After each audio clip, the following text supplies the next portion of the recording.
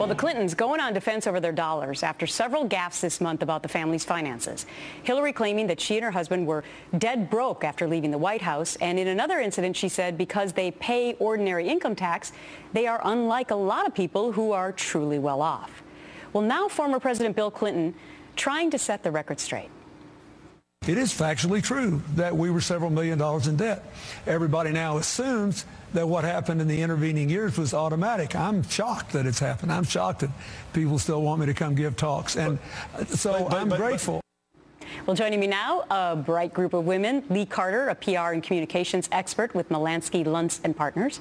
Karena Wu, physical therapist and owner of Active Care Physical Therapy. And Katie Kieffer, author of Let Me Be Clear, Barack Obama's War on Millennials and One Woman's Case for Hope. Ladies, great to see all three of you. I want to start with you, Lee, because this is what you do for your profession. You analyze how to do damage control.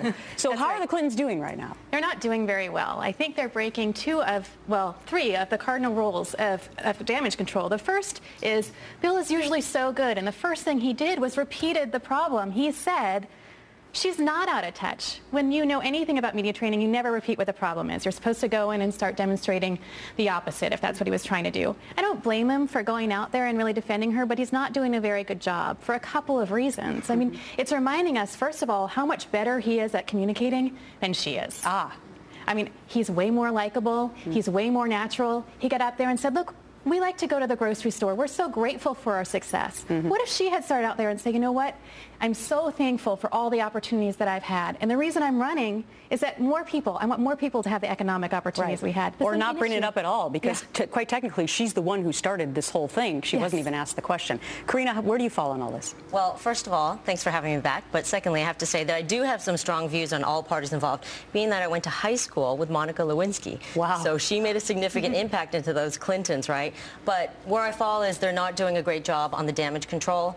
She didn't mention the future prospects of the government pension, her advance on the book, as well as their speaking fees. He's collected, what, $100 million in his public speaking campaign tour, and she's commanding over $200,000 per speech. Well, I think it's interesting because this was, of course, the rub against Mitt Romney. The last time that he ran was that he was the wealthy, supposedly out-of-touch candidate, and now you have somebody in the Democratic Party that's facing the same rap, right, Katie?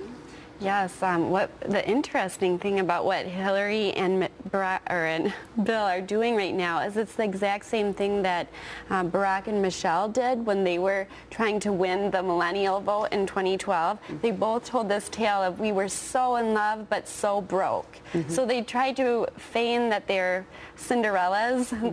They had these populist tales. But the interesting thing, as you just pointed out, is that they used the free market system. They used capitalism to get to where they were. Although she said that she worked hard, she was implying that other people who are rich maybe hadn't worked as hard. Maybe that was also a knock on Mitt Romney. I'm not sure, but it could have been. You can't discount the fact that it takes a lot of work. We've watched so many presidents go gray, within the first year in term, and of course, you're running a nation, so that's a lot of work. Yes, do they get paid well for it? Yes. Politically, do you get paid well as a politician? No, but the prestige afterwards. But isn't the most important thing that you relate to the voter? You know, it really is. I mean, being relatable isn't just about being likable. We can say that all we want. It's really about trusting you.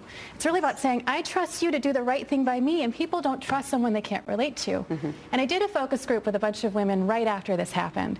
And it was so fascinating to see their response. They were so upset. They wanted Hilary to be likable. They wanted to trust her. They want a woman that gets them.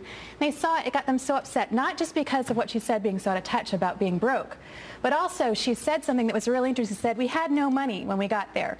And afterwards, it wasn't easy. Bill worked really hard. Bill found a way to pay our mortgages to send our kids. And what people and women got so upset about is, what about her? Right. Bill worked so much more to digest, and we're not even knowing if she's running yet, right? Yeah. Ladies, thank you so much for your time. Thank you.